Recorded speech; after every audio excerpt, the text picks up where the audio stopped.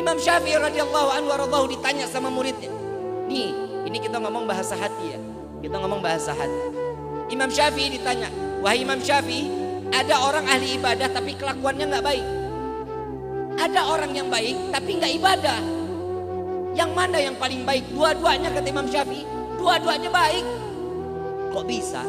Yang pertama orang ahli ibadah dia tidak baik. Mudah-mudahan karena ibadahnya menjadi Allah berikan hidayah sehingga dia menjadi orang yang baik. Betul nggak? Yang satu lagi, kenapa dia berkelakuan baik namun dia tidak ibadah? Allah berikan hidayah karena kelakuannya yang baik. Allah turunkan hidayah sehingga dia menjadi orang yang ahli ibadah. Yang bahaya yang ketiga kata Imam Syafi'i.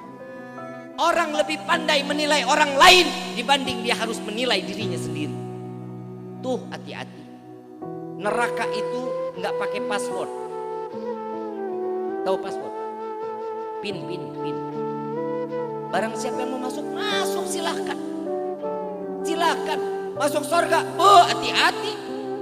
Harus ada passwordnya, ada pinnya. Emang masuk surga gampang.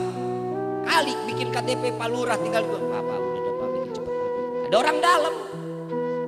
Masuk surga ada orang dalam kagak? Nah, kita masuk surga juga bukan karena ibadah kita, ibu bapak, bukan. Bapak dari pagi ketemu pagi sujud nggak bangun-bangun. Urusan sama manusia nggak baik, percuma nggak bakal dicatat sama Allah. Enggak. Kita ngebahas hati saat ini. Karena banyak hati kita udah banyak yang bobrok, hati yang curiga, iman kita penuh dengan keraguan kepada Allah. Tuh kita lihat. Ada orang yang, ya Allah kalau kita mau ngomongin lagi nih masalah hati, kadang ada orang sesuatu yang gak baik, tegur dong baik-baik. Jangan diboikot semuanya boikot. Kalau ada orang gak baik kita tanya, kenapa? Ada apa? Ada Habib Abdullah bin Syahab Ainut Tarib. Meninggal baru 2 tahun atau 3 tahun yang lalu Bapak. Saya ngomong gak pakai bohong, ini kejadian nyata. Kejadiannya jam 2:30 pagi ada rampok masuk ke rumahnya. Begitu masuk ke rumahnya itu rampok, Habib Abdullah ketemu sama ini rampok di dalam rumahnya. Ditanya, siapa kamu? Saya mau ngerampok rumah Anda. Syuf, ini jam berapa? Orang lagi pada deket-deketnya sama Allah. Ente mau maksiat kepada Allah. Kenapa? Ente gak punya duit. Ente butuh uang. Sebentar. Ambil semua hartanya, uangnya, emasnya diambil, dikasih. Lain kali jangan jam segini lebih baik buat sujud daripada maksiat kepada Allah. Tuh orang yang hatinya gak pernah suudzon. Ini kita mah suudzon mulu sama orang mah.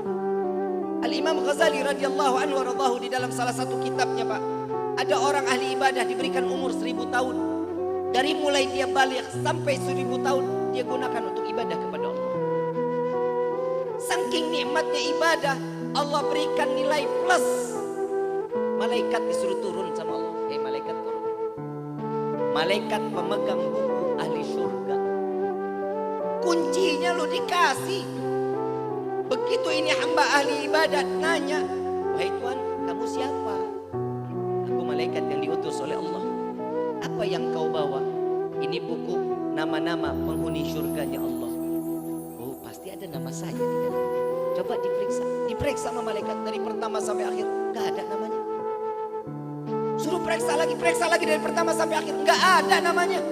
Sampai 3 kali gak ada. Allah sampaikan kepada malaikat, wahai malaikatku, sampaikan kepada hambaku tersebut bahwa dirinya betul keadaan baik ibadah kepadaku.